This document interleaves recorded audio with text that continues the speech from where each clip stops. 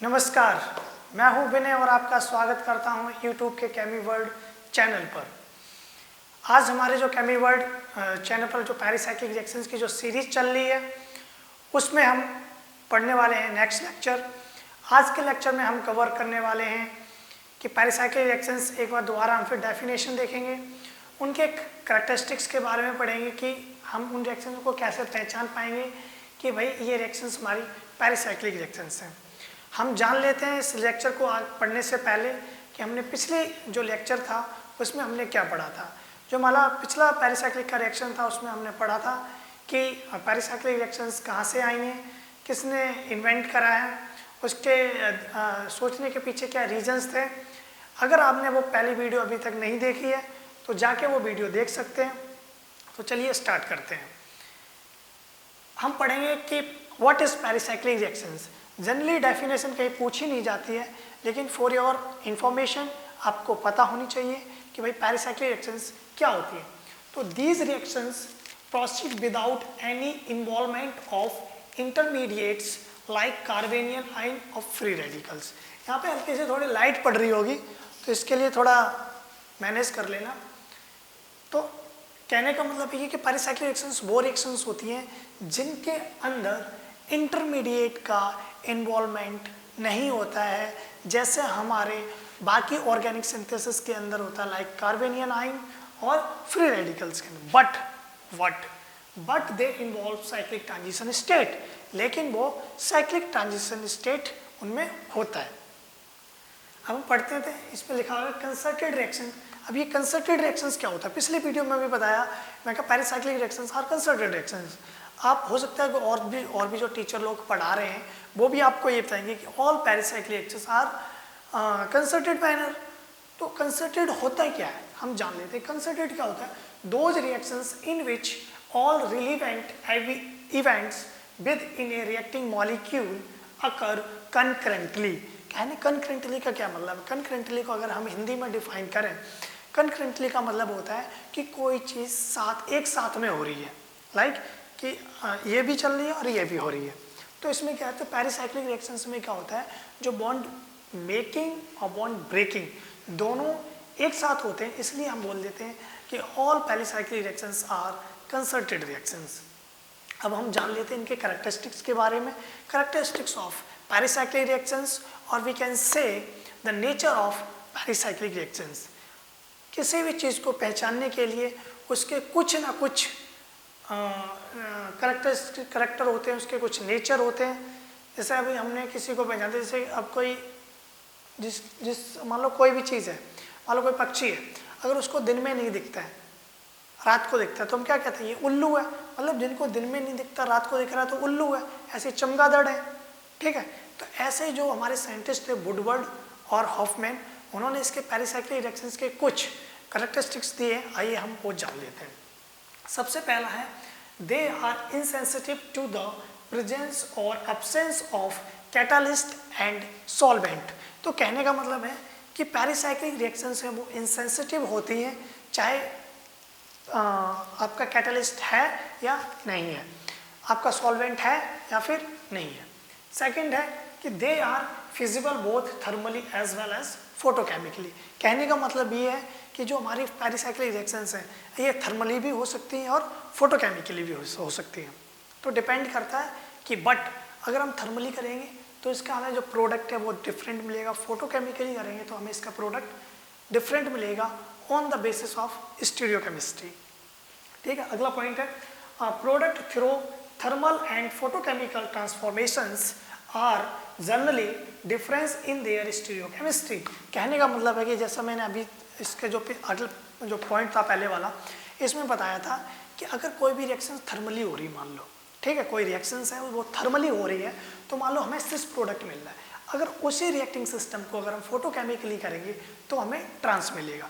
अगर thermally trans मिल रहा है तो फोटोकेमिकली सिस मिलेगा, अगर वो सिस मिल रहा है तो ट्रांस मिलेगा। अगला पॉइंट देख लेते हैं। अगला पॉइंट ये थोड़ा इंपॉर्टेंट पॉइंट है, ये हमारी मॉलिक्यूलर सिमेट्री के ऊपर है। इसके जो अगली वीडियो आई हूँ हम उसमें मॉलिक्यूलर सिमेट्री के बारे में आपको ब्रीफ में मैं आपको समझाऊंगा कि मॉलिक्यूलर सिमेट्री क्या होती है।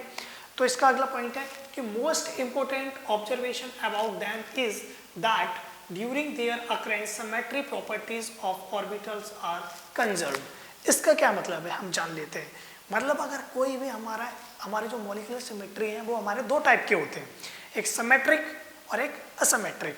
अगर हमारा कोई रिएक्टिंग सिस्टम है सिमेट्रिक से प्रोडक्ट बना रहा है तो हमेशा कैसे बनाया, सिमेट्रिक टू सिमेट्रिक बनाएगा, सिमेट्रिक टू असिमेट्रिक नहीं चेंज होगा या सिमेट्रिक टू सिमेट्रिक नहीं चेंज होगा।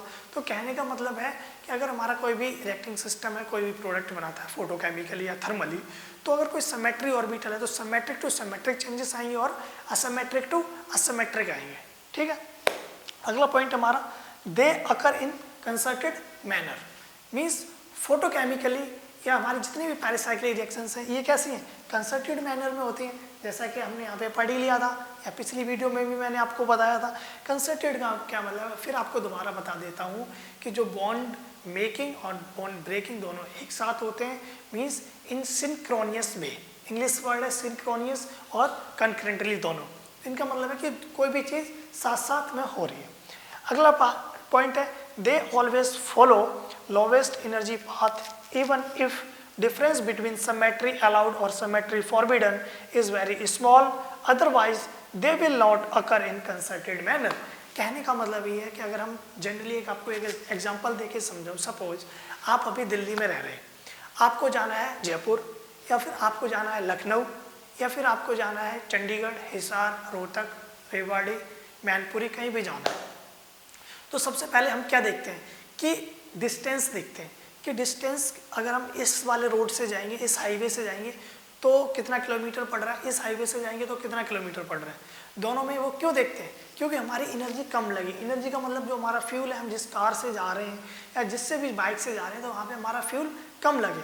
तो ऐसे ये पैरासाइक्लिक रिएक्शन से ये हमेशा और हमेशा लोवेस्ट एनर्जी पाथ को फॉलो करती हैं। अगर ऐसा नहीं होता है तो ये रिएक्शंस होंगी नहीं, क्योंकि ये रिएक्शन डिपेंड करती हैं आपके कंसर्टेड मैनर में।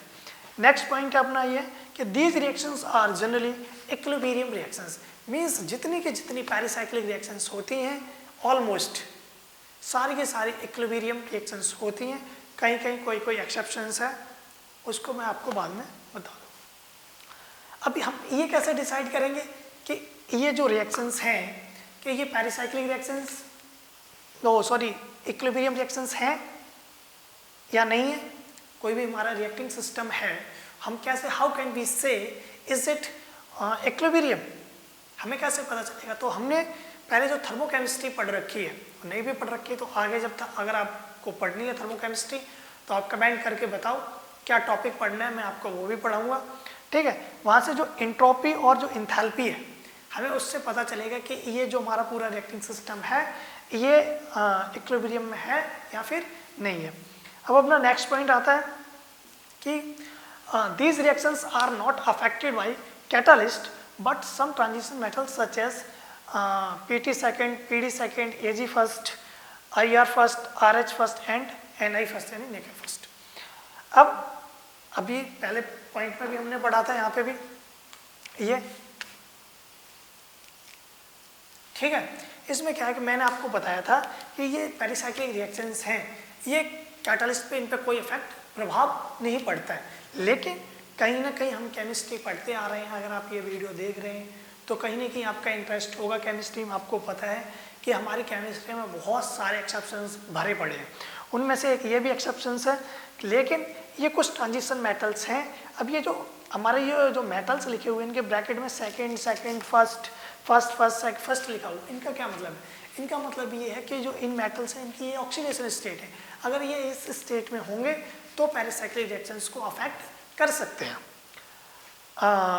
लास्ट पॉइंट अपना ये है कि they are unaffected by acid and bases, मतलब जो हमारी पैरासाइक्लिक रिएक्शंस हैं ये एसिड और बेस से भी इफेक्टेड नहीं होती हैं। तो आई होप आपको ये समझ आए होंगे पैरासाइक्लिक रिएक्शंस के जो कैरेक्टरिस्टिक्स हैं।